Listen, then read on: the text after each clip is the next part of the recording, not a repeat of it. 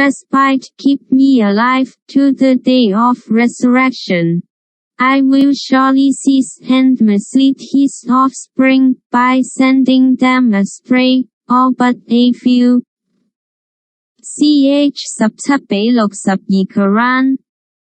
Adam was following what was happening around him and had feelings of love, awe, and astonishment.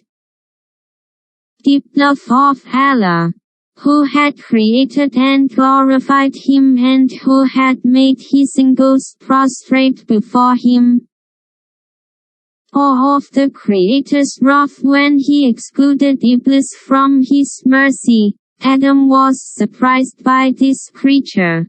Iblis, who appalled him without even knowing him and who imagined himself better than Adam without having proof that he was worthier. What a strange creature Iblis was, and how strange was his excuse for not prostrating. He imagined that